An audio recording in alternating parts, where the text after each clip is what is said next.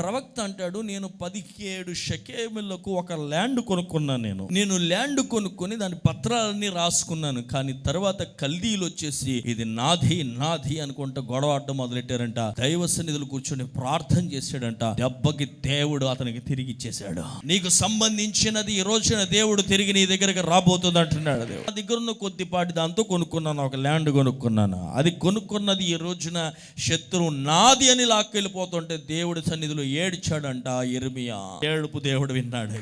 నా దగ్గర ఉన్న కొద్దిపాటి దానిలో చూడండి, నా తండ్రి తోబుట్టువాని కుమారుని హనుమేలు పొలమనుకొని 17 తోలముల వెండి తూచి అతనికి ఇచ్చి తిని, నేను ఇచ్చేది కొనుక్కొని అది నాదైనప్పుడు ఇప్పుడు వాదించి శత్రువు నాదంటున్నాడు. దేవుని దగ్గర మొర్ర పెడితే దేవుడు తిరిగి అతనికి ఇచ్చాడు. ఆయన నీకు సంబంధించింది ఏదో అది పూర్తిగా నీకు సంబంధించింది. పత్రములు నీ పేరులో ఉన్నాయి, నీకు రావాల్సి ఉంటుంది. అది ఏది శత్రువు ఈ రోజు లాక్కెళ్ళిపోయాడో దేవుడు అన్నాడు, కన్నీళ్లు కార్చు, నేను తిరిగి నీ దగ్గరికి తీసుకొస్తాను.